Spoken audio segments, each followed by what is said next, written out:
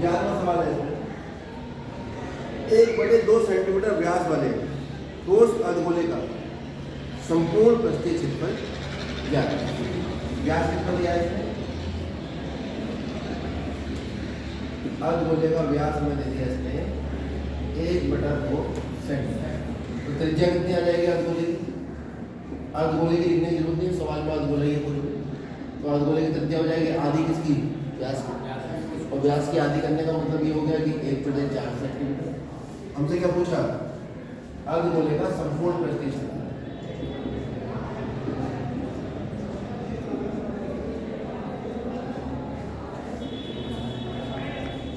कितना है? 3πr²। 3 गुणा पाई गुणा 1/4²। 3 गुणा पाई गुणा 1/16। 3/16 पाई सेंटीमीटर। इसके बाद और कोई सवाल इसमें इसका ऑब्जेक्टिव में नहीं। छोटे सवालों पर आ जाते हैं, उसमें भी कोई नहीं है। 22 में पर आ जाते हैं, इसमें भी कोई नहीं है। 23 में भी कोई नहीं है। और 25 में भी। 25 में का अथवा देखिए, निकाल लो प्रोजेक्ट। 32 सेंटीमीटर ऊंचाई और 18 सेंटीमीटर त्रिज्या वाली है एक बाल्टी रेत से भरी हुई है। किससे भरी है? रेत से। अब ये जो बाल्टी है, ये बाल्टी आपके कोर्स से कट चुकी है, छोड़ दीजिए। शंकु छिन्नक पहले था कोर्स में, अब नहीं। इस वाले अनसॉल्व में और कोई सवाल इसका नहीं है। अब पहुंच जाते हैं 822 dx। ये था। अब आ जाएंगे 822 dx। 2023 पर बात हो रही है। निकालिए अनसॉल्व। निकाल लिया?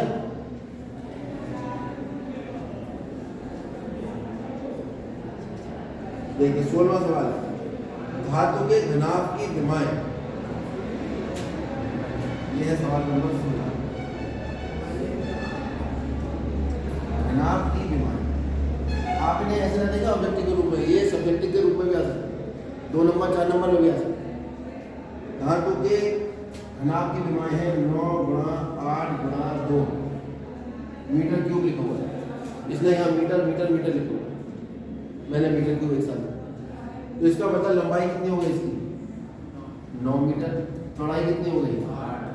8 मीटर। ऊंचाई कितनी हो गई? 2 मीटर। जैसे ये कमरा है, इस कमरे की लंबाई चौड़ाई ऊंचाई तो घनाभ के आकार का। इसको पिघलाकर 2 मीटर कोर का घन बनाया गया। जब हमने इसे पिघला क्या बना दिया? कितने मीटर कोर का? 2 मीटर। कोर का मतलब हो गया भुजा। जब हमने इसे पिघला कर बनाया घन, तो घन की भुजा कितनी है? 2 मीटर। इस प्रकार कितने घन बने ये पूछ। क्या पूछ लिया? कितने? माना घनों की संख्या x है। माना घनों की संख्या कितनी है? x है। इसका मतलब तो ये हुआ कि x गुणा 1 घन का आयतन। तो इसका मतलब जितने भी घन बने उन सबका आयतन आ गया। और जब हम एक चीज को पिघला कर दूसरी चीज बनाते हैं तो आयतन में कोई परिवर्तन नहीं होता। जैसे आप 1 लीटर दूध लाते हो, अब उसे 4 गिलास में कर दो तो रहेगा तो 1 लीटर। आयतन में परिवर्तन नहीं होता है ठोस के और द्रव के। गैस के आयतन में बर्तन के हिसाब से परिवर्तन हो जाता है। जितना बड़ा बर्तन उतना आयतन ले ली गैस, लेकिन द्रव और ठोस इनका आयतन क्या होता है? निश्चित होता है। ये आपने कक्षा 8 या कक्षा 9 में पढ़ा होगा, ठीक है, कि गैस का आयतन निश्चित नहीं होता, लेकिन ठोस का और द्रव का आयतन निश्चित होता है। इसका मतलब ये हो गया कि आयतन में कोई परिवर्तन नहीं होगा। इसका मतलब हमने घनाभ को पिघला के x घन बनाए थे। इसका मतलब x गुणा 1 घन का आयतन पूरे घना का ये किसके बराबर होंगे? घनाभ का आयतन, क्योंकि घनाभ को ही पिघलाकर हमने x घन जो है वो बनाया। तो x गुणा घन का आयतन कितना होता है? भुजा की घात 3 यानी 2 की घात 3 हो जाएगा। और 9 × 8 × 2 तो x गुणा 8 बराबर 9 × 8 × 2 x बराबर आ गया 9 × 8 × 2 बटे 8 कम 8 9 दूनी। अब आप देखो कौन सा ऑप्शन ठीक है?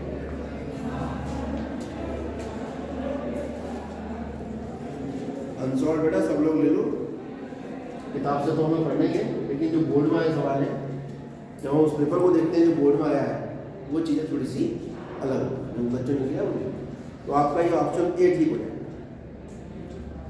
आगे बढ़ते हैं, पहले का सी, दो घनों जिसमें से प्रत्येक का आयतन 64 है। कितने घन लिए हमने?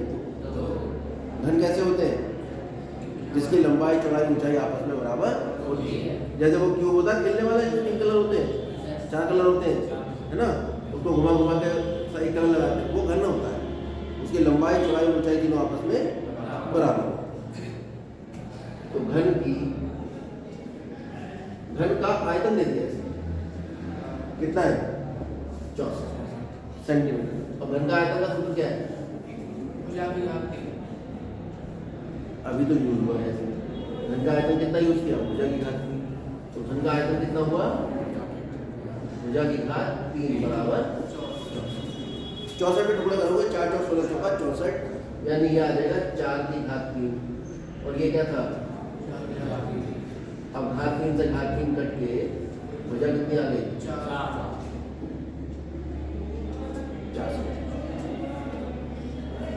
के संलग्न फलकों को मिलाकर एक घनाभ बनाया गया।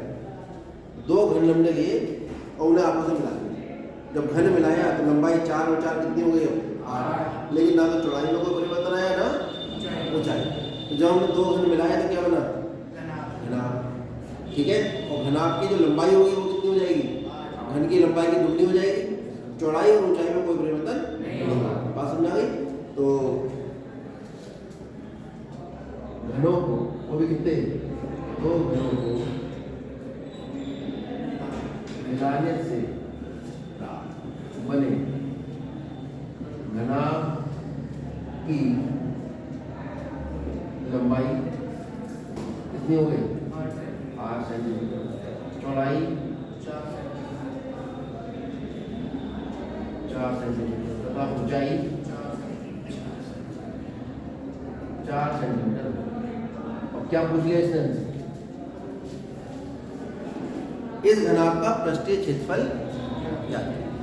यानी दो घन जो थे उनको जब हमने मिलाया तो बनाया घनाभ, और उनको घनाभ के बाद जो आया है उसका निकालना है पृष्ठीय क्षेत्रफल। हमें निकालना है, पहले तो हम लिखेंगे क्या निकालना है? घनाभ का पृष्ठीय। अब हम लिखेंगे क्षेत्रफल ज्ञात करने के लिए कौन सा फॉर्मूला लगेगा? कितना होता है घनाभ का पृष्ठीय क्षेत्रफल? हाँ, 2 गुणा LV प्लस ये तो बड़ा याद है। अब ना मान लो 2 गुणा L का मान कितना है? 8 गुणा 4 प्लस 4 गुणा 4 प्लस 4 गुणा 8 कितना आ गया? 2 गुणा 32 प्लस 16 प्लस 32 और 32 64 और 16 कितना हुआ? 80। 8 गुनी 16 160 सेंटीमीटर। तो पृष्ठीय क्षेत्रफल हमेशा स्क्वायर में आता है। कोई दिक्कत इसमें नहीं। और आगे बढ़ते हैं।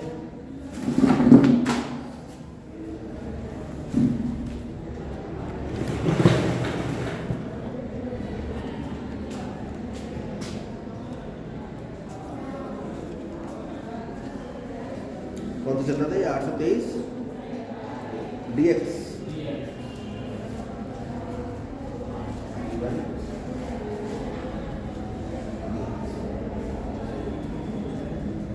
पहले का सी हो गया इसका। आगे बढ़ते हैं। 5वां सवाल यहाँ भी जगह है, इसको भी हम यूज करें। यहाँ से शुरू करते हैं।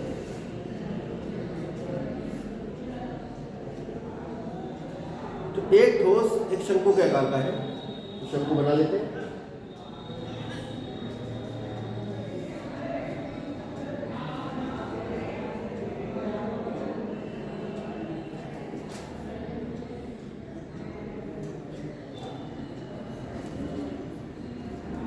इसकी त्रिज्या है, ये ऊंचाई है, ये तिरछी है। एक ठोस शंकु के आकार का है जो एक समान आधार की त्रिज्या के अर्धगोले पर रखते हैं। नीचे इसके एक अर्धगोला लगा हुआ है। शंकु जो है अर्धगोले के ऊपर रखा है और अर्धगोले की त्रिज्या शंकु के आधार की त्रिज्या के बराबर है, तो यही आकृति बनी। और ये भी अर्धगोले की त्रिज्या होगी, हो गया नहीं, यहाँ से यहाँ तक। चलो, और ये ऊंचाई यहाँ से यहाँ तक। अब क्या करना है? वैसे इसको अंदर दिखाना गलत है, इसको हमें बाहर ही दिखाना चाहिए।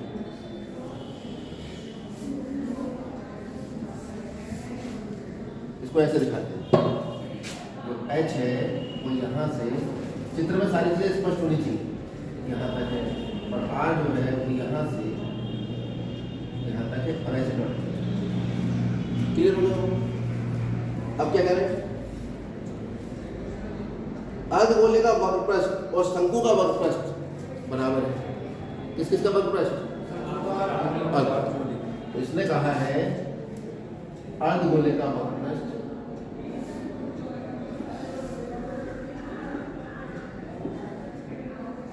बराबर है किसके? शंकु का। अब बेटा सूत्र याद आपको होना चाहिए। अर्धगोले का वक्रपृष्ठ तो अभी भी प्रयोग होता है, कितना होता है?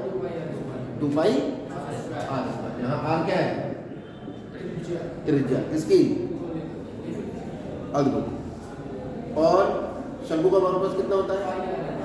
पाई r। क्या है? अब इंटरवल बात करेंगे, इसको देखो। तो शंकु का वक्रपृष्ठ हो गया पाई r, तो पाई से तो पाई कट गया, r की घात 1 है, इधर आगे 1 कम होगी तो हो गया 2r बराबर l।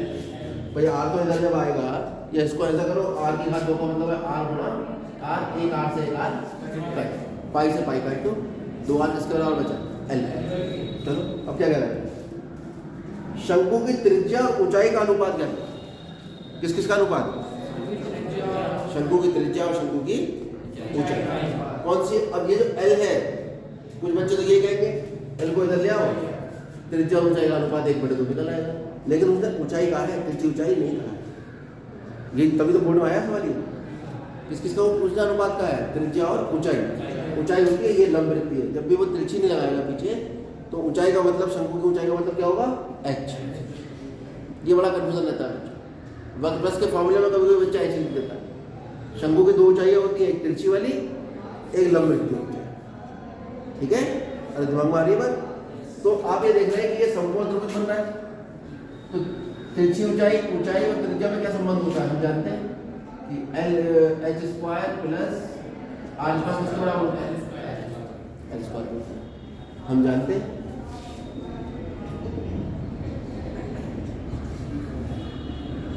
जिसको ये समझ में आ रहा है ठीक है, जिसको याद है ठीक है, जिसको याद नहीं है तो ये देख लो, ये समकोण त्रिभुज बन रहा है।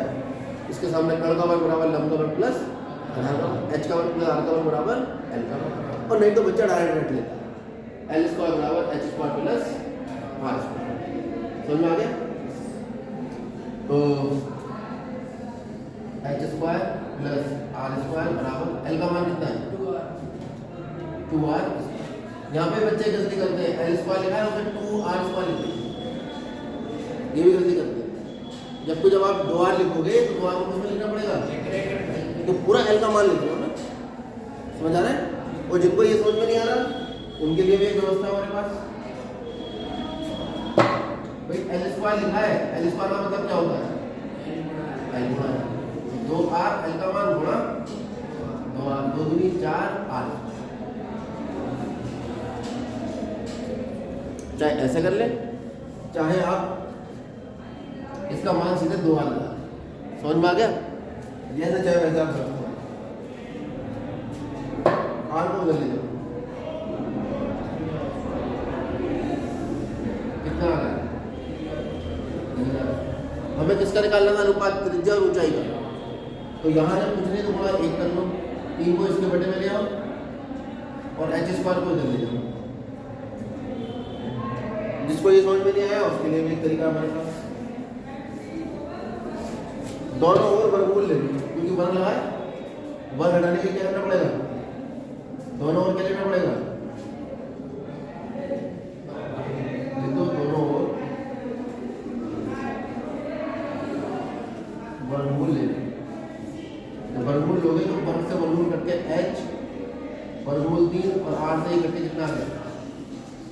अब आप निकालेंगे आर बटे एच, यानी किसका अनुपात है ये, त्रिज्या बटे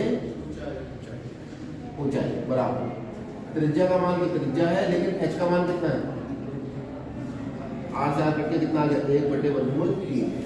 तो त्रिज्या अनुपात ऊंचाई कितना निकला है, 1/3।